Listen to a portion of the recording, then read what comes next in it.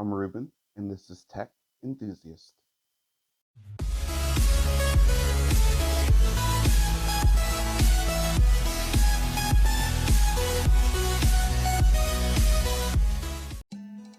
Hello, and welcome back to the channel.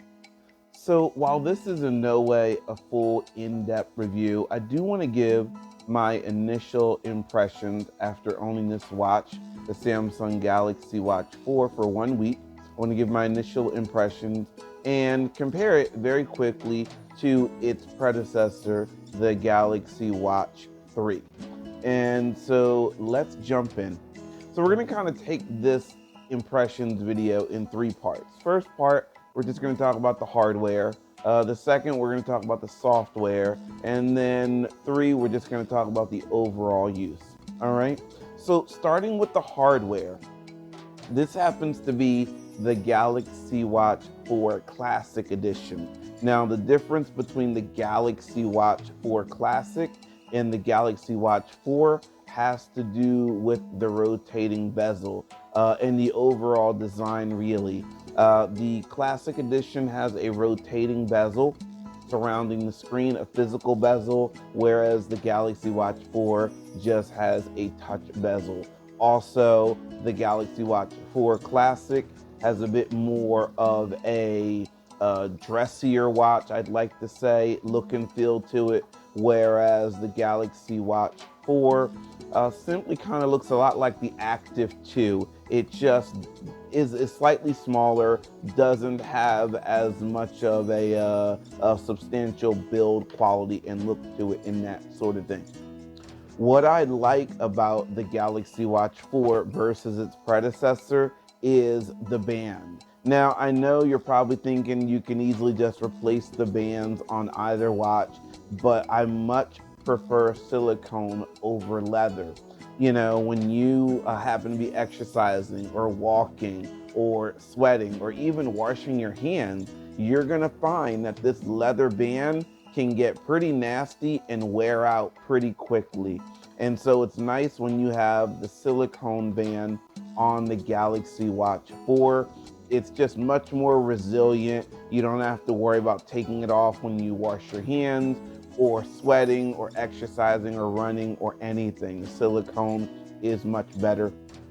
Now, both the Galaxy Watch 4 and the Galaxy Watch 3 are made from high quality stainless steel, which is great. So they're pretty rugged watches. They're meant where you can swim in them, so they're waterproof up to 5 atmospheres, which is great. You know what's interesting is, remember, there used to be a watch from Samsung called the Gear S3 Frontier. And for me, the Watch 4 reminds me of the S3 Frontier. You know what's interesting is I love that watch because it was the last watch that Samsung made where it actually had MST for their Samsung Pay built in. Everything since then hasn't included that feature, at least not in the same way. It includes NFC, you know, between the 3 and the 4, but no more magnetic stripe transmission. Anyway, little off point, but let's get back into the initial first impressions. So we talked about the silicone band and how much I like that versus the leather band. Talking more about the hardware, what's really interesting is the buttons have been reversed between the Galaxy Watch 3 and the 4. So on the older one, this was your home button and this was your back button. On the Galaxy Watch 4, this is your home button and this is your back button. So a little bit of a learning curve, and that has a lot to do with the software, which we'll talk about in a moment. Sticking more with the hardware, you've got 1.5 gigs of memory on this watch, and you've got 16 gigs of onboard storage, which is nice. The screen is Corning Gorilla Glass DX Plus, so it's very resilient, high strength glass, which is great. You've got a microphone and a speaker built in, which is kind of standard nowadays. Now, what Samsung has done with the back of the watch is they have truly updated it from a standard kind of heart rate that will track, all kinds of things, to something much, much more resilient. They've added what's called a bioactive sensor on the back of this. And so it allows you to do a lot more, collects a lot more information with the sensor on the back of the Galaxy Watch 4 versus, say, the Galaxy Watch 3. The heart sensor, through all the generations that they've created on the back of these watches, have improved tremendously, but the bioactive sensor on the back of the 4, it just truly is leaps and bounds ahead of what they had in their older watches and pulls in a lot more information. So of course, like all the other watches, you do have these quick release pins here, so you can easily swap the bands to something the same size as the band that you currently have on there. So as far as the physical size, this one happens to be the 46 millimeter. The Classic comes in 46 and 42 millimeters, whereas the regular Galaxy Watch 4 that I mentioned comes in 44 and 40 millimeters. So that's it as it relates to the first impressions, I guess, on the physical side. I find it to be a very rugged watch. It's very robust. It's very high quality. It's extremely durable. The glass always holds up well on Samsung watches, not just the current one, but every watch that I've had. And I've had about 5 or 6 watches of theirs, all the way back to the Gear S2. And I find that their watches just hold up very, very, very well. They're outstanding. They're very, very well made, from the glass to the stainless steel casing to the pins holding the band on to them being able to just hold up to everyday use very, very well. So that is the hardware side of it. What I want to talk about next is the software side, because that is where the biggest difference is on this watch versus the other watch. Now, what you're going to notice right out of the box is that Tizen is gone. Unfortunately, the Watch 4, does not run Tizen. What it does now offer, or does now run, is Google's Wear OS. Specifically, this is the first watch to ever run Wear OS 3 by Samsung.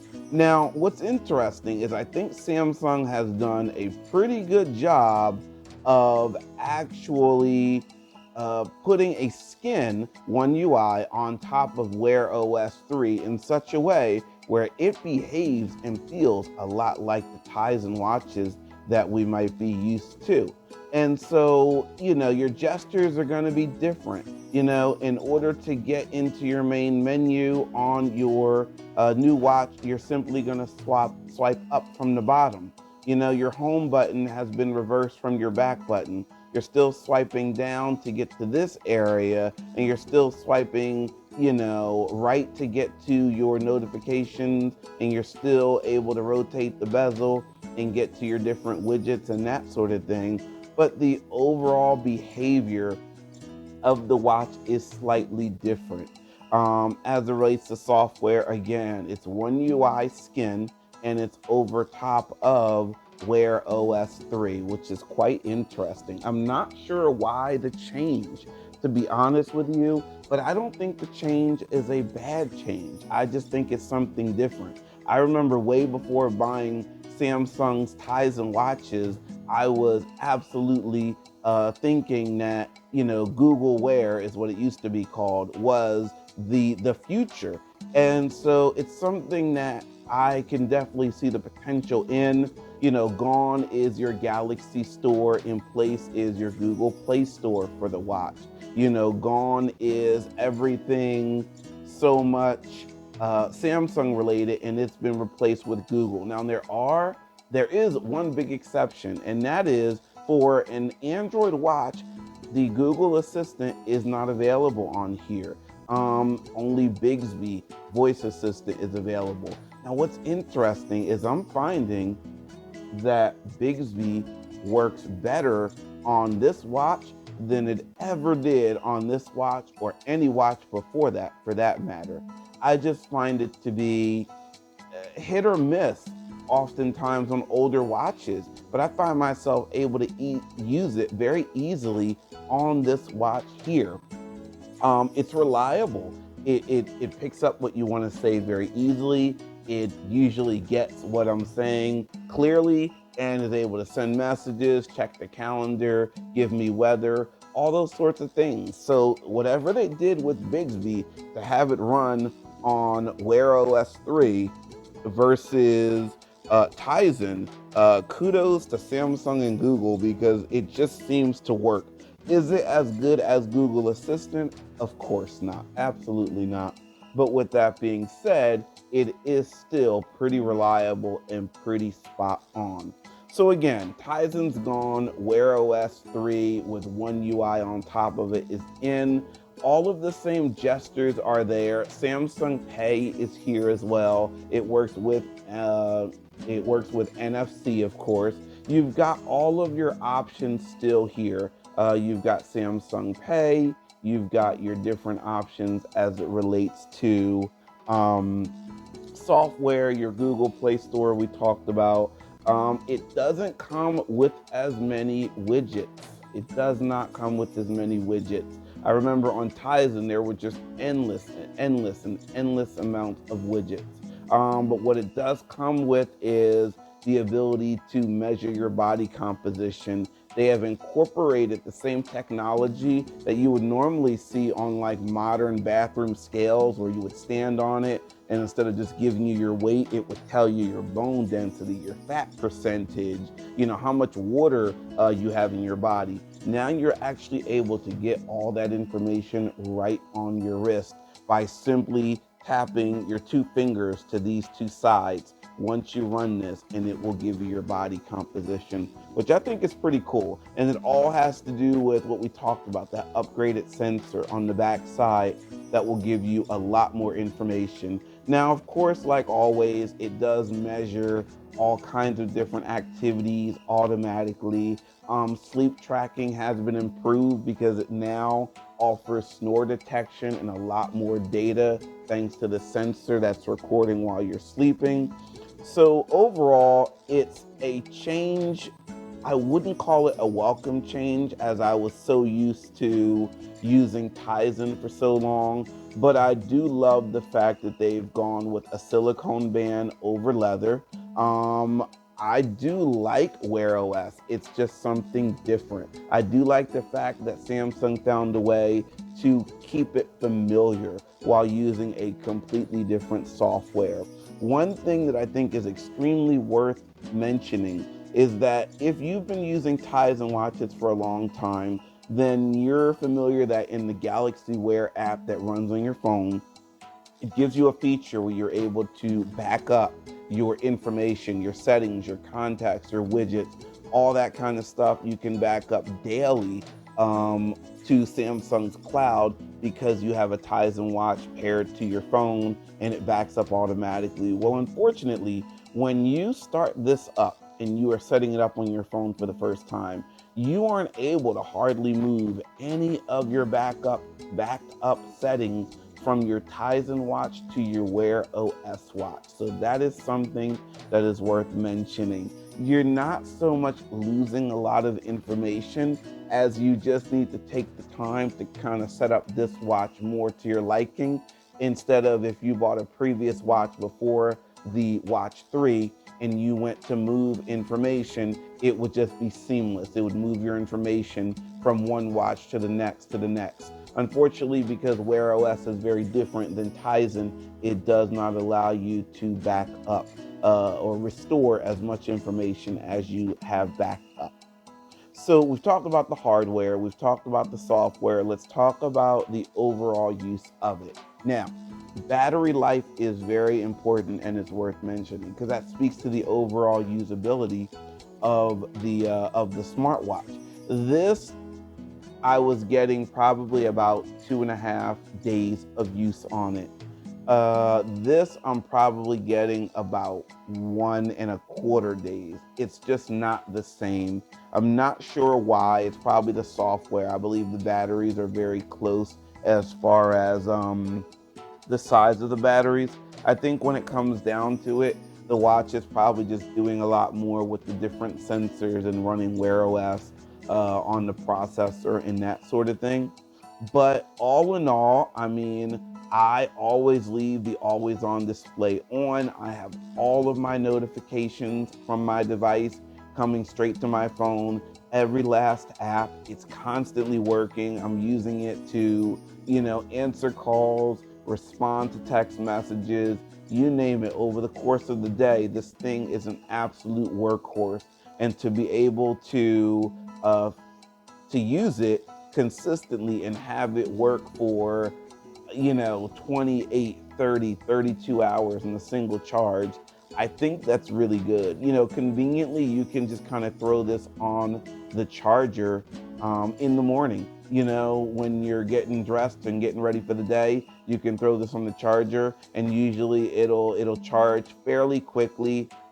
Showing it takes probably about 90 minutes to fully charge from about 5 or 10% up to 100. So generally it charges pretty quickly.